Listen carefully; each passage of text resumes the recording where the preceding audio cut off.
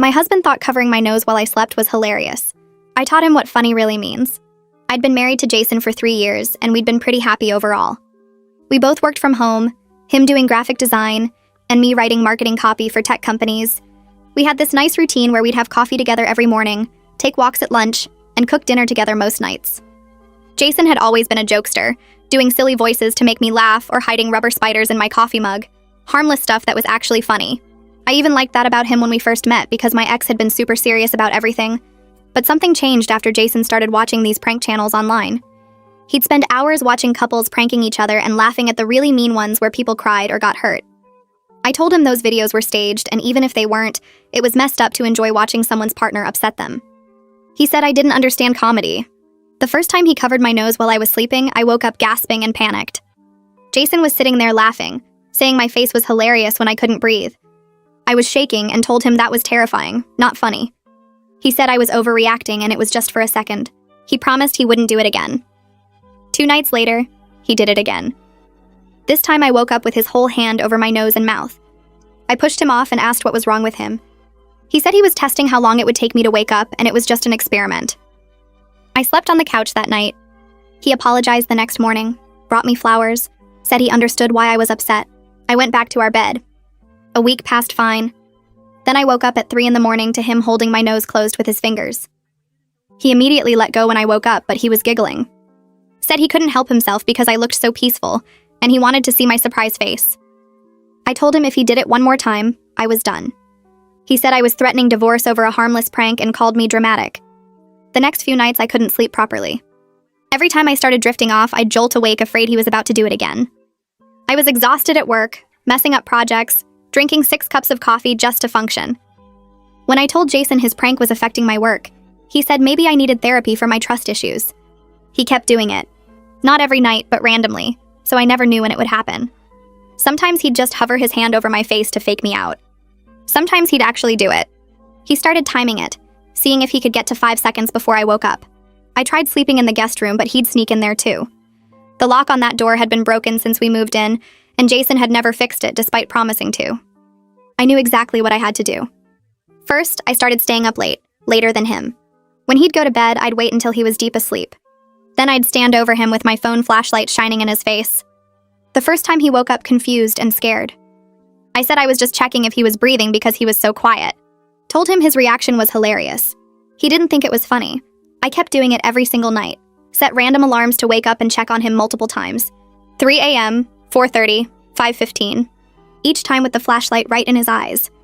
When he complained, I said I was worried about his breathing and wasn't this concern sweet? He started getting bags under his eyes. Then I upgraded. I'd shake him awake randomly to ask urgent questions. Did he remember to lock the front door? Did he hear that noise? Was he sure he set his alarm?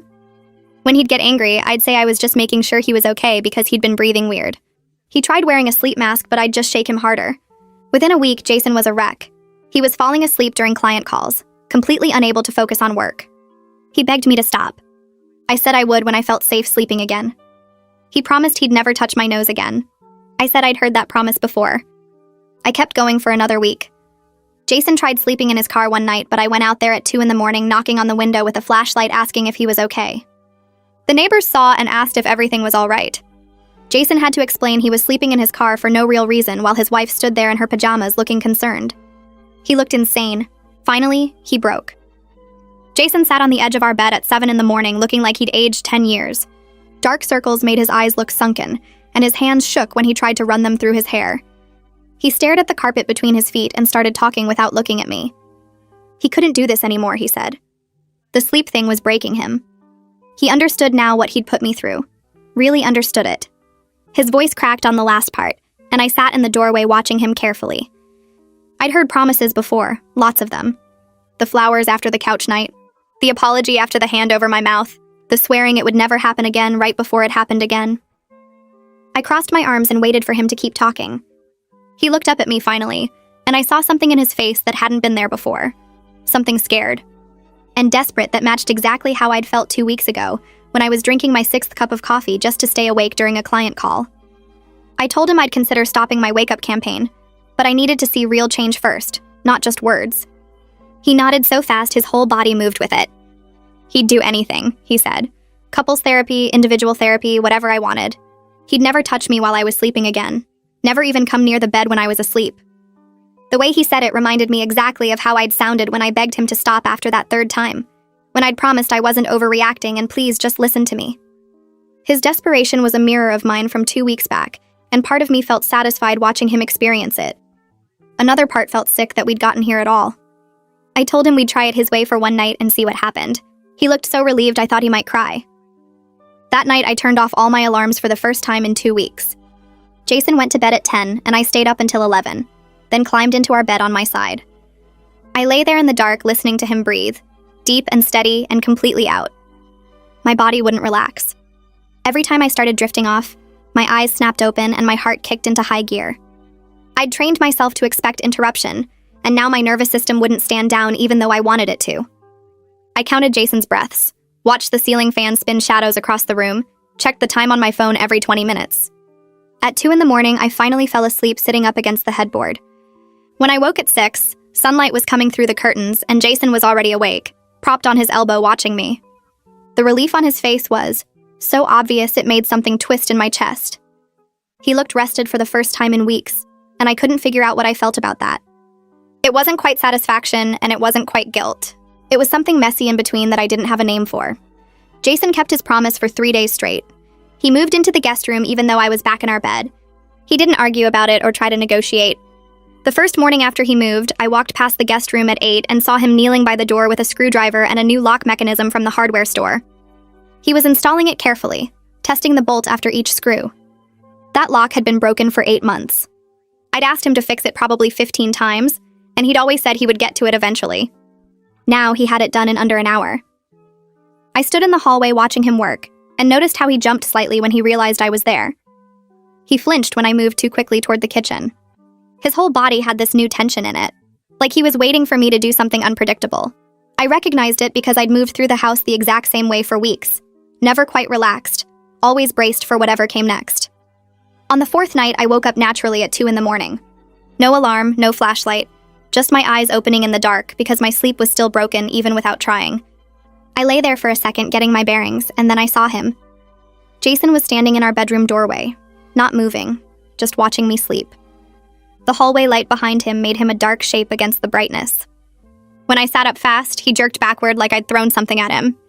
He started explaining immediately, words tumbling out about how he was just checking if I was okay. He heard a noise and wanted to make sure I was safe. But the way he jumped when I moved told a different story than his mouth did. I asked him how long he'd been standing there and he said just a second, but his eyes shifted when he said it. I told him to go back to the guest room and he did without arguing. I lay back down but didn't sleep the rest of the night.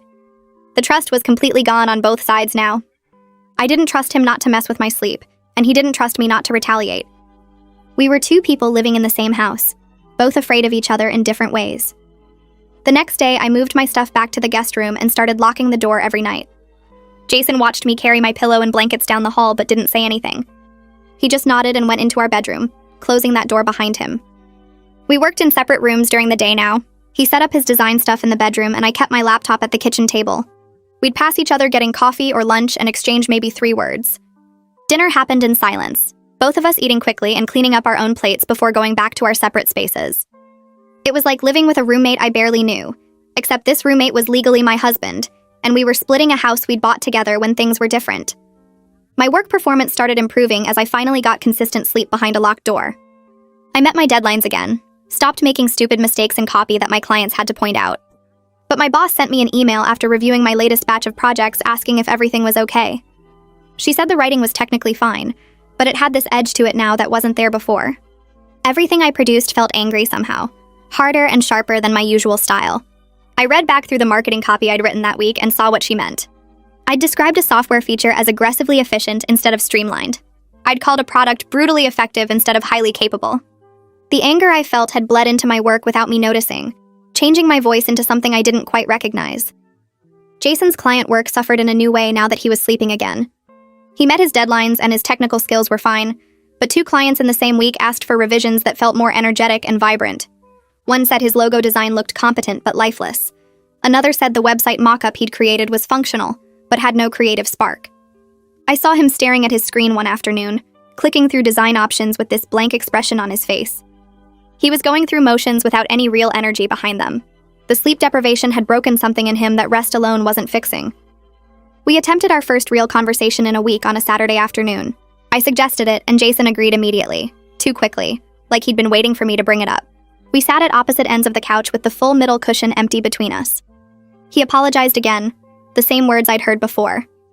Then he tried to explain that the prank videos had made it seem funny and harmless, that everyone in the comments was laughing and saying they'd done similar things. I cut him off and pointed out that my terror was real every single time, that I'd wake up gasping and panicking and he'd just laugh. He went quiet for a long minute and then said he finally seemed to actually hear that. Not just hear the words, but understand what they meant. He admitted he kept doing it partly because he felt powerless in other areas of his life. His client base had been shrinking, and he was losing bids to younger designers who charged less. Making me react gave him some sense of control when everything else felt like it was slipping away. The honesty was uncomfortable, like he'd opened up something raw that we both had to look at now. It was the first genuine thing he'd said that didn't sound like an excuse or a deflection. I told him my retaliation came from the same dark place, that making him suffer gave me back some power after weeks of feeling helpless. We sat there looking at each other across the empty couch cushion, both understanding we'd hurt each other on purpose, and both knowing that understanding didn't fix anything.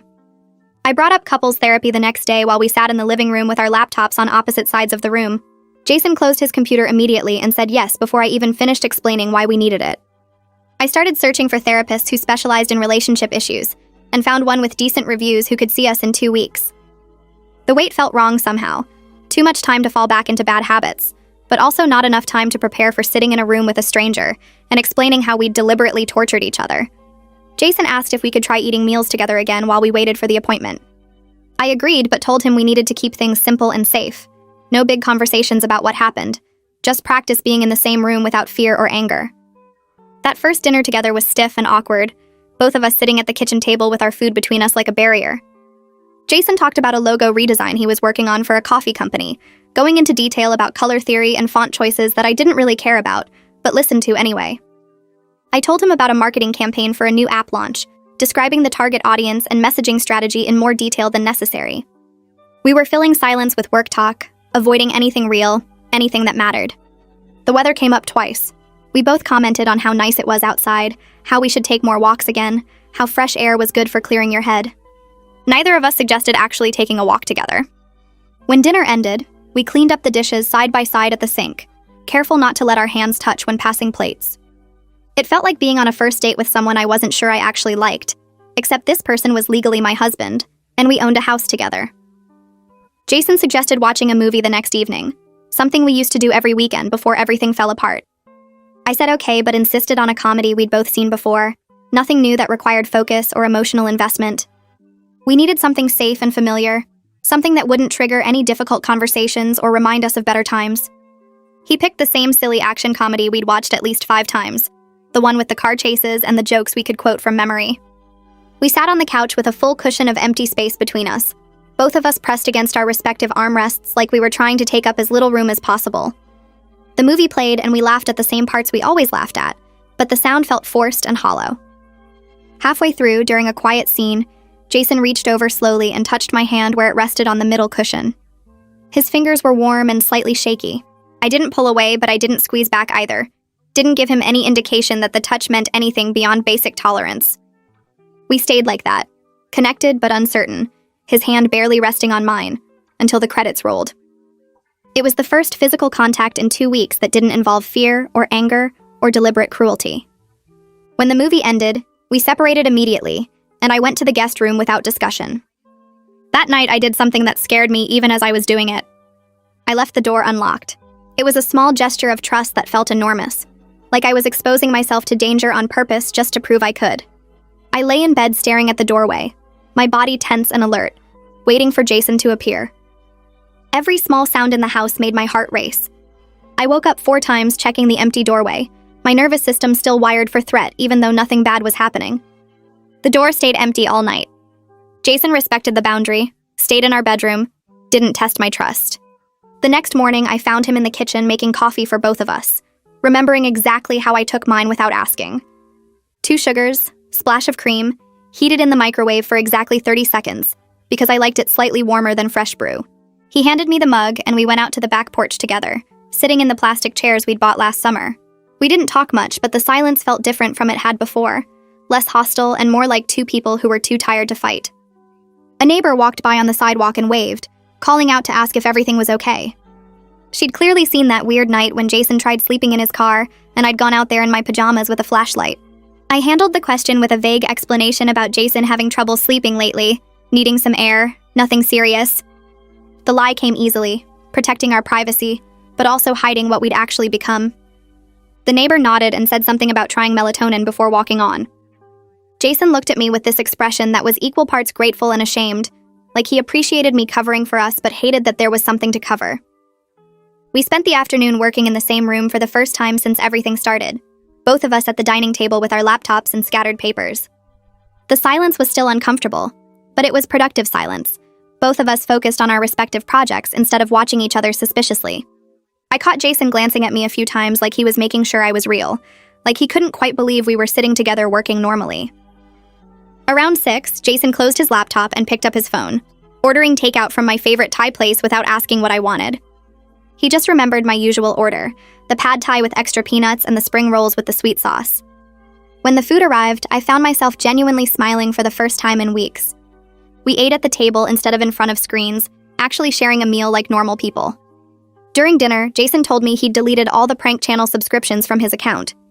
He showed me his phone to prove it, scrolling through his feed that was now full of design tutorials and cooking videos and woodworking projects. It was performative, this showing me, this proving he'd changed, but it also mattered. He was trying to demonstrate that he understood those videos had poisoned something in him, that watching people hurt each other for entertainment had made him think hurting me was acceptable.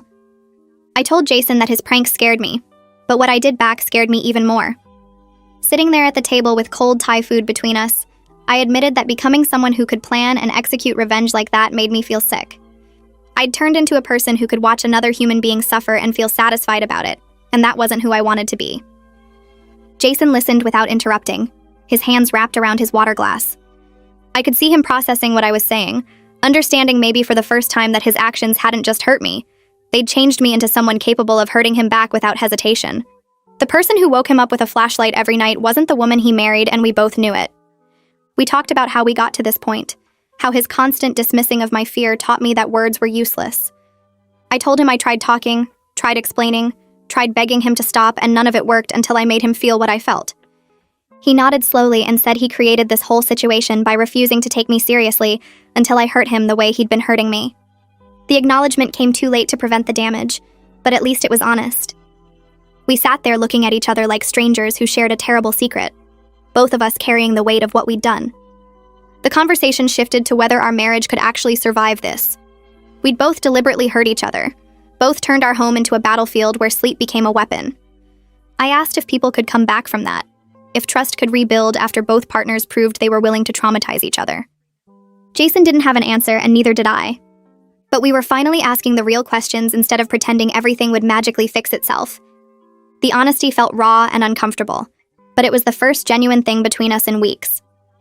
Jason asked if I wanted him to sleep on the couch until therapy started, giving me complete control of both bedrooms. I appreciated the offer because it showed he understood I needed to feel safe. But I suggested we try sharing our room again with one absolute rule that we both had to follow. No touching while the other person slept, period. No checking if someone was breathing, no accidental brushes, nothing.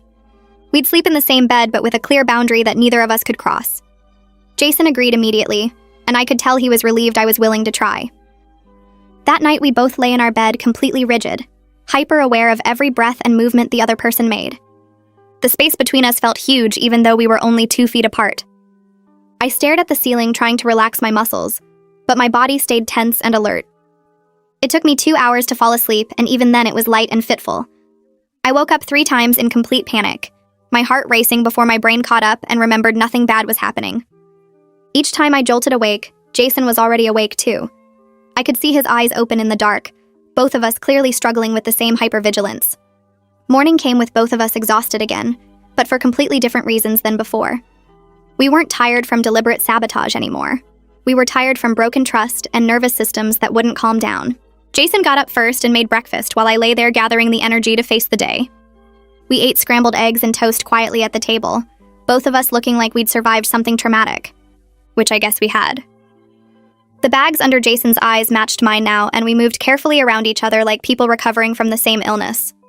I had a work video call that morning with 3 colleagues to discuss a new campaign. I positioned my laptop so the lighting would hide the worst of the shadows under my eyes, but one of them still commented that I looked tired. I blamed it on a tight project deadline, maintaining the lie that my personal life was fine. The words came easily because I'd been practicing them, but the lie felt heavier each time I told it. My colleague suggested I take better care of myself and get more sleep, and I had to stop myself from laughing at the irony. If only she knew that sleep had become the central battlefield of my marriage. Jason's phone pinged during lunch with a therapy appointment reminder. We were still 5 days away from the first session, and those 5 days stretched ahead of us like an impossible distance. He looked at the reminder and then at me, asking if I thought we could make it that long without completely falling apart. I told him we had to make it because the alternative was admitting we'd destroyed something beyond repair. Neither of us wanted to say that out loud, so we'd just have to survive until someone professional could help us figure out if our marriage was salvageable. We established a new routine over the next few days that felt mechanical but functional. We worked separately during the day in different rooms, avoiding the tension of shared space. We ate meals together at the table, making small talk about work projects and weather. We spent evenings in the living room doing separate activities, him sketching design concepts while I read marketing reports. We slept in the same bed with careful distance between us, both trying to prove we could coexist peacefully. It was fragile and required constant attention, but it was something resembling normal life. We were functioning like roommates who'd signed a peace treaty, not like married people who loved each other. The night before our first therapy appointment, Jason had a nightmare. I was in that light sleep where I was half aware of everything around me when he started thrashing. His arms swung out and hit my shoulder hard enough to jolt me fully awake. My body flooded with adrenaline instantly, every muscle tensing as my brain screamed danger. It took several seconds for my rational mind to catch up and understand it was accidental, that he was asleep and having a bad dream. But those seconds felt endless. Jason woke up to find me pressed against the headboard with my knees pulled up, breathing hard and staring at him with wide eyes. The fear on my face seemed to hurt him more than anything I'd done deliberately. He scrambled backward on the bed, hands up like he was trying to show me he wasn't a threat. His voice came out shaky when he said he'd sleep somewhere else, anywhere else, that he didn't mean to scare me. I pressed myself harder against the headboard, trying to get my breathing under control. My heart was pounding, so hard I could feel it in my throat. I forced myself to take slow breaths and told him it wasn't his fault. Not really. My body just reacted now without checking if the threat was real. My nervous system had learned to expect danger, and it would take time to unlearn that response. We were both messed up in ways that wouldn't fix quickly. Jason sat on the edge of the bed looking at his hands. Neither of us slept much after that. The therapist's office had beige walls and a brown couch that was supposed to look calming, but just made me feel trapped. Jason sat on one end and I sat on the other with enough space between us for another person. The therapist, Felix Strickland, was maybe 50 with gray hair and glasses that kept sliding down his nose. He asked us to explain why we were there. I started talking first, trying to make it sound less crazy than it was. I told him Jason had been waking me up at night as a prank and it scared me. Jason jumped in to say it wasn't that simple, that I'd retaliated by doing the same thing back to him. Felix listened without his face changing at all. When we were both done explaining, he pushed his glasses back up and said it sounded like we'd been in a power struggle where neither of us won. He was right, but hearing someone else say it out loud made it feel more real and more awful. Felix leaned back in his chair and asked what we wanted from therapy. Did we want to save the marriage or just end it without hating each other forever? Jason and I looked at each other across that empty couch space. I realized we'd never actually talked about whether we were trying to stay together or just trying to survive being in the same house. The question hung there between us, and neither of us knew how to answer it. Felix waited, not pushing us, just letting the silence stretch out until it got uncomfortable. Finally, I said I didn't know. Jason nodded and said he didn't know either. I took a breath and admitted I wasn't sure I could trust Jason again. Even him moving accidentally in his sleep had sent me into full panic mode. My body didn't believe he was safe anymore, no matter what my brain tried to tell it. Jason looked down at his hands and said he was scared of me too now. He said when he looked at me, he saw someone who could plan and execute revenge in a way that really hurt him, someone who could be cold about it. He said there was something in my eyes now that hadn't been there before, something that calculated and measured. Felix nodded slowly and said at least fear was honest. At least we were both being real about where we actually stood instead of pretending everything was fine. Felix pulled out a notebook and wrote something down. He said our homework for the next session was to each write 2 lists. The first list needed 3 things we appreciated about each other before all this started, back when things were good. The second list needed 3 boundaries we each required going forward, things that were absolutely not negotiable. We were supposed to come back in 3 days and share what we wrote. Jason asked if we should share the list with each other before the session. Felix said no, bring them here first.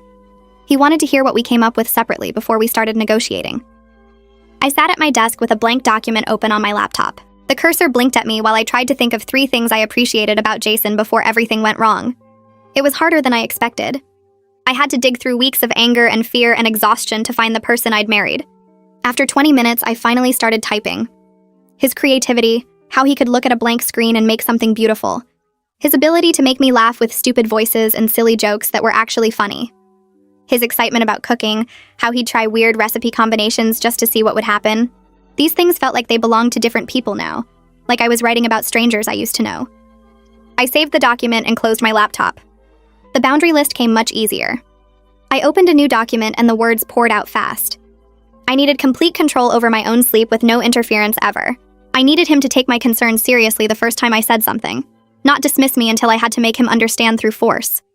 I needed him to understand that jokes had limits, and those limits were wherever someone said stop. Each boundary was basically a scar, a permanent mark left by something that had hurt me. I read through the list 3 times to make sure I meant every word. I did. We sat in Felix's office again 3 days later. Jason had his lists on his phone and I had mine printed out on paper. Felix asked Jason to share first.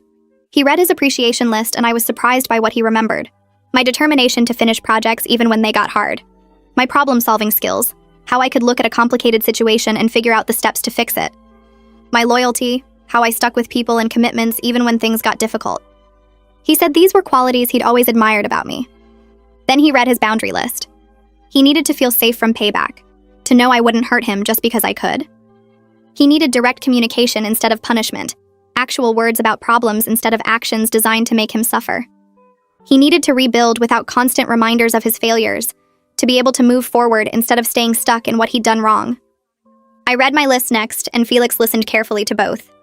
When I finished, he was quiet for a minute. Then he said something that made both of us uncomfortable.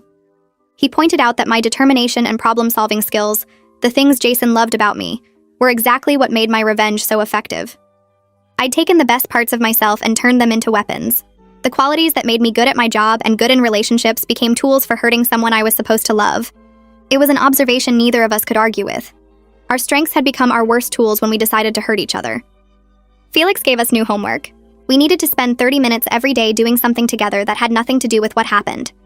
No talking about the pranks, no apologizing, no processing feelings or working through problems. Just an activity we both enjoyed doing together. The point was to remember we were people who could exist in the same space without everything being about damage and repair. Jason suggested cooking since that used to be our thing. I agreed even though the idea of being in a kitchen with knives and hot surfaces while we were still this broken seemed risky. Felix said to start with something simple, maybe just making sandwiches together or chopping vegetables for a salad. Build back up to the complicated recipes slowly. The first cooking session felt like performing surgery while someone watched. I pulled out the pasta maker from the cabinet where it had been sitting unused for weeks, and Jason got the flour from the pantry without me asking. We moved around each other with too much space between us, like dancers who forgot the choreography and were afraid of stepping on toes. I measured flour onto the counter and made a well in the center exactly the way I'd done it dozens of times before, but my hands felt clumsy. Jason cracked eggs into the well, and we both stared at the yellow yolks like they held answers. Neither of us spoke much except for necessary things like asking where the rolling pin was or if the water should boil yet. When our hands accidentally touched reaching for the same measuring cup, we both jerked back fast. The pasta came out fine, technically correct in every way, but eating it felt like chewing cardboard. We cleaned up together in the same careful silence, loading the dishwasher with precise movements that kept us from getting too close. 2 nights later, we made pasta again, and it was slightly less awful. Jason actually hummed a little while kneading dough, and I didn't feel my shoulders up around my ears the whole time. We fell into the old rhythm in small ways, him passing me things before I asked, and me knowing when to step left, so he could reach the stove. By the 3rd session, something shifted. Jason was rolling out a sheet of dough, and it tore right down the middle. He looked at the ruined pasta and made this dramatic, sad face, then said in a ridiculous voice that his pasta rolling skills had clearly peaked in college, and it was all downhill from here. I laughed. Actually laughed. Not a polite acknowledgement, but a real surprised burst of sound that came out before I could stop it. The laugh felt strange in my throat, like I'd forgotten how to do it properly. Jason looked up fast when he heard it and smiled, a genuine smile that reached his eyes. We both kind of froze there for a second, surprised that something normal had just happened between us. Then we kept cooking, and the rest of the session was easier. Not perfect, but closer to what we used to be. That night, I woke up at 2 in the morning for no reason, just suddenly awake in the dark. My eyes adjusted, and I could see Jason next to me, lying on his back with the blanket pulled up to his chest. Without thinking, my gaze went straight to his hands, checking that they were visible on top of the covers, both palms up and nowhere near my face. My body did it automatically, this new reflex I'd developed. I was still checking when Jason's eyes opened. He was awake, had probably been awake, and he watched me looking at his hands. The hurt on his face was sharp and immediate. His mouth did this thing where it tightened at the corners and his eyes went flat. We both lay there completely still, neither of us saying anything, both of us staring at the ceiling now instead of at each other. I could hear him breathing, could feel the tension coming off his body in waves. My heart was pounding even though nothing bad had happened, even though he hadn't moved at all. We stayed like that for what felt like an hour, both pretending to fall back asleep, both knowing the other person was wide awake and thinking about what just happened. When morning finally came, we got up and went through our routines without mentioning it. At our next therapy session, I told Felix about waking up and checking Jason's hands. Felix nodded like this was the most expected thing in the world. He explained that trauma responses don't follow straight lines, that my nervous system had been trained to see Jason's hands as a threat, and it would take time to untrain that response. He said healing wasn't about never having bad moments. It was about having fewer of them over time and handling them better when they came. Then he suggested I might benefit from seeing someone individually, a therapist who worked specifically with trauma, to help process the fear that was now wired deep into how my body worked. I pushed back on that idea immediately. Getting individual therapy felt like admitting Jason had broken something in me that couldn't be fixed just by him stopping the pranks. It felt like permanent damage, like I was now a person who needed professional help to sleep normally in my own bed. Felix let me sit with that resistance for a minute, then asked what I was afraid the individual therapy would mean. I didn't have a good answer except that it scared me. After the session, Jason brought it up in the car. He said he thought I should try the individual therapy, that he'd do it too if it would help. He looked tired when he said it, older somehow than he'd looked a month ago. He told me he knew he'd caused damage he couldn't personally fix, that some things needed more than just him promising to do better. His voice was quiet, and he kept his eyes on the road, but I could tell he meant it. Something about his willingness to admit he'd broken me badly enough that I needed outside help felt different from his previous apologies. Those had all been about him feeling bad or wanting me to forgive him. This was about him actually seeing what he'd done and taking responsibility for consequences that extended beyond our relationship. I agreed to try 3 sessions with whoever Felix recommended. Just 3, to see if it helped. The trauma specialist's name was Aurora McNamara, and her office was in a different building than Felix's, closer to downtown. She had plants everywhere and one of those sound machines playing fake rain. In our first session, she asked me to describe what happened, and I went through the whole thing from Jason's first prank to my retaliation campaign. When I finished, she was quiet for a bit. Then she said something I hadn't considered. She told me that my retaliation, while effective at making Jason stop, had also traumatized me. I'd had to become someone capable of sustained cruelty, someone who could watch another person suffer and keep inflicting that suffering night after night. That wasn't who I was before, and becoming that person had changed me in ways that went beyond just being afraid of Jason's hands. I'd won the war, but I'd lost something in myself to win it. The victory was hollow because I'd had to damage my own sense of who I was to achieve it. I sat there in her office with the fake rain playing and realized she was right. I didn't just feel afraid now, I felt mean in a way I never had before. Jason started his own individual therapy the same week. His therapist was someone Felix had recommended, a guy who worked with people who'd hurt their partners.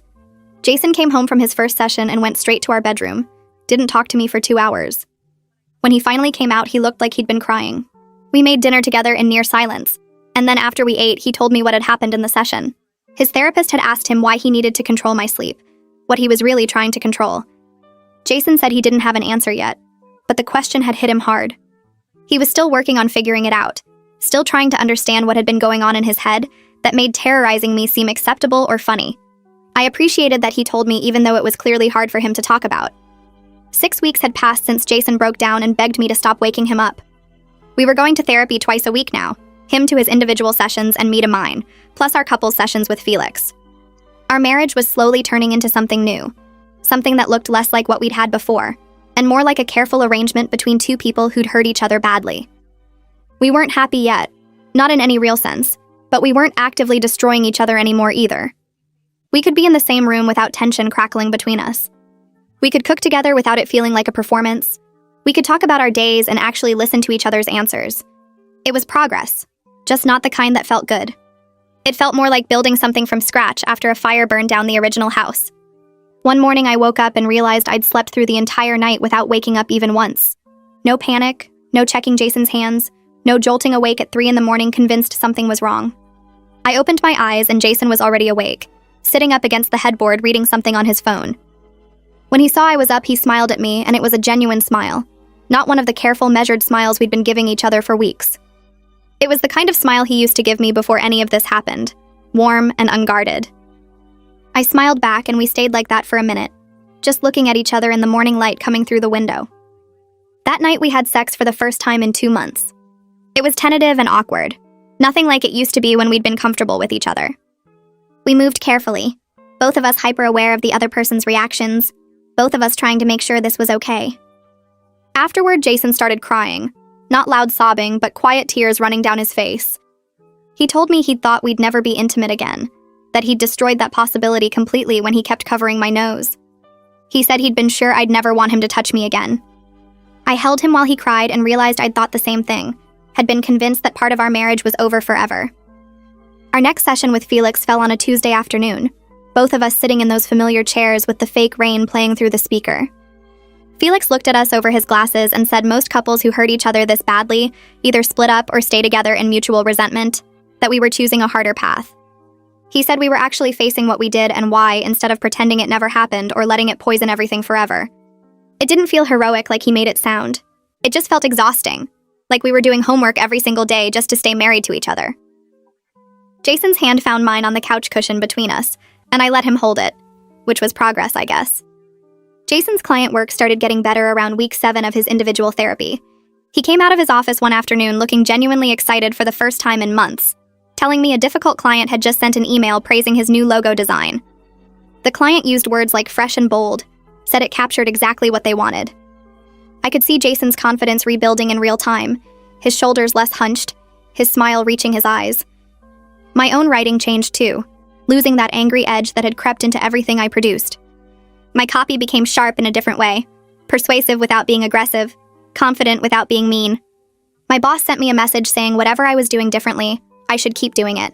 3 months after everything fell apart, both our individual therapists agreed we were ready to reduce sessions to once a week. Felix confirmed it in our couples session, saying the training wheels were coming off slowly. The idea terrified both of us. We'd gotten used to having professional help twice a week, someone to intervene if we started falling back into old patterns. Jason asked what we were supposed to do if things got bad between sessions, and Felix reminded us we had tools now, that we'd proven we could use them. He was right, but it still felt like being pushed out of the nest before we were ready. We couldn't live in crisis mode forever, though. Couldn't keep treating our marriage like an emergency that needed constant supervision. I suggested we take a weekend trip the following Friday night while we were doing dishes together. Jason nearly dropped the plate he was drying, surprised enough that water dripped onto the floor. He asked if I was serious, and I said yes, that we hadn't gone anywhere together since before the prank started. We spent the next hour looking at cabin rentals on my laptop, sitting close together on the couch, debating whether we wanted mountains or lake views. We settled on a place 2 hours away, neutral territory that didn't carry any memories of what we'd done to each other. The house where everything happened felt too loaded with bad associations to properly relax. Jason booked it immediately like he was afraid I'd change my mind. The cabin weekend turned out good. Not perfect, but genuinely good in a way that felt real. We hiked a trail through pine trees on Saturday morning, neither of us talking much but comfortable in the silence. We cooked meals together in the tiny kitchen, falling back into our old rhythm of him chopping vegetables while I handled the stove. We played board games at the wooden table, competitive but laughing about it instead of letting it turn mean. Saturday night we slept in the same bed without fear, both of us relaxed enough to actually rest. I only checked his hand position once during the night, caught myself doing it and forced myself to stop. Progress felt incremental but real, like we were building something new from the ground up instead of trying to repair what was broken. Back home on Monday, we decided to redecorate the bedroom. We couldn't keep sleeping in the space where so much damage had happened, where I'd spent weeks jolting awake in terror, and Jason had covered my nose while giggling. We spent Tuesday afternoon at the hardware store picking out paint colors, settling on a soft gray that felt calming. Wednesday, we moved all the furniture out and painted together, getting speckles on our clothes and hair. Thursday, we bought new bedding, dark blue instead of the white we'd had before. We rearranged everything, putting the bed against a different wall, moving the dresser to where the nightstand used to be. It was symbolic, but it helped, creating a room that didn't carry the weight of what we'd become at our worst. Jason came home from somewhere on a Thursday evening looking shaken, his face pale and his hands trembling slightly when he set his keys down. I asked what was wrong, and he told me he'd just been to his first meeting of a support group for people who damaged their relationships through behavior that escalated. He sat at the kitchen table and described hearing stories from other people, pranks that had ended marriages or worse, someone whose wife left him after he kept hiding her anxiety medication as a joke. Jason was understanding his actions in a larger context now, seeing that what he'd done to me wasn't unique or funny, that it fit a pattern of people who hurt their partners and called it harmless. He cried a little while telling me about it, and I sat with him, not offering comfort exactly, but not leaving him alone with it either. I joined an online forum for people recovering from sleep-related trauma the following week, which sounded absurd when I typed the search terms. But then I was reading posts from others who understood the specific terror of being woken by someone you're supposed to trust. People whose partners had done things during their sleep that left them unable to rest properly for months or years. One woman described her husband tickling her awake as a joke until she developed insomnia so severe she needed medication. Another person's partner would shake them awake to ask random questions, exactly like I'd done to Jason. I wasn't alone in this weird, specific damage. Other people had lived through versions of what happened to us and survived it. Some of them were still married, some weren't. All of them understood something most people never would. We hosted dinner with 2 friends for the first time since everything happened, Mark and Sophie, who we'd known since college. They came over on a Saturday night and we cooked pasta together, drank wine, played cards at the dining table. It felt almost normal, like we were the couple we used to be before Jason started watching those prank videos. They didn't know what we'd been through and we didn't tell them, keeping up the facade that everything was fine. But being around other people reminded us we were still capable of functioning socially, that we could laugh and joke and be present without the weight of therapy and trauma hanging over everything. After they left, Jason and I cleaned up together in comfortable silence, both of us tired, but in a good way. 6 months after Jason's breaking point, we had what Felix called a milestone session, where we reviewed how far we'd come. We sat in his office going through a mental checklist of progress. We were sleeping in the same bed without panic, my body no longer jolting awake expecting danger. We were communicating directly about problems instead of letting resentment build or retaliating with cruelty. We were rebuilding intimacy slowly, having sex maybe once a week, but without the fear and awkwardness that had marked our first attempt. Felix pointed out that we weren't the same people we were when this all started, that our marriage wasn't the same either. We'd fundamentally changed each other through what we'd done, destroyed the innocent trust we used to have, and replaced it with something more careful and deliberate. It wasn't worse exactly, just different, like we'd survived something together that left permanent marks. One evening, about 7 months into therapy, we're sitting on the couch after dinner and Jason asks if I've forgiven him. The question catches me off guard because we've been avoiding that specific word, dancing around it in sessions with Felix but never actually saying it. I set down my coffee mug and think about how to answer honestly. I tell him I don't know if forgiveness is the right word for what I feel. I've accepted what happened, I understand the reasons behind his actions and mine, and I'm choosing to move forward with him. But forgetting what he did isn't possible, and maybe that's okay. The memories are still there, still sharp, still capable of making my chest tight when I think about waking up unable to breathe. I explain that I've made peace with carrying those memories forward into whatever version of us we're building now. Jason nods slowly, processing this, and I can see he's disappointed, but also relieved that I'm being honest, instead of giving him easy comfort he doesn't deserve. I ask him the same question about my retaliation, about the weeks I spent systematically destroying his sleep and sense of safety. His answer comes slower, more careful. He says he understands why I did it, that on some level he's grateful because nothing else would have made him stop. But he can't pretend it didn't scare him, can't pretend he doesn't sometimes wake up expecting me to be standing over him with a flashlight. We're both living with the consequences of our actions, carrying around the damage we did to each other, and that's just reality now. There's no magical reset button, no way to go back to being the people we were before he started watching those prank videos. We sit in silence for a while after that, not uncomfortable exactly, just 2 people acknowledging the weight of what they've survived together. 2 months later, we have our final session with Felix. We've been seeing him for 8 months total, and he tells us we've done the work most couples never manage. We've learned to communicate directly instead of through punishment. We've established boundaries that actually mean something, and we've proven we can use the tools he's taught us. He gives us his blessing to end regular therapy with the understanding that we can return anytime we need to. The real test, he says, is maintaining this without professional scaffolding, without someone watching and guiding us through every conflict. Jason and I shake his hand and thank him for basically saving our marriage, though we all know we did most of the saving ourselves. Walking out of his office feels strange, like graduating from something we never wanted to enroll in but needed desperately.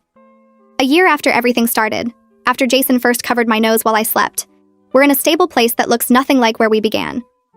We have hard boundaries now, lines we both know better than to cross.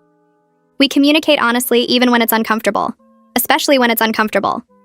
Our relationship is built on mutual respect that came from mutual destruction, from both of us learning exactly how much damage we're capable of inflicting on someone we love. It's not a fairy tale ending where everything's perfect and we've forgotten the bad times. We both carry scars, visible ones in how we move around each other, how we're still careful about sleep and personal space. Our personalities changed through what we did to each other. I'm harder now, quicker to establish boundaries, less willing to give second chances when someone shows me who they are.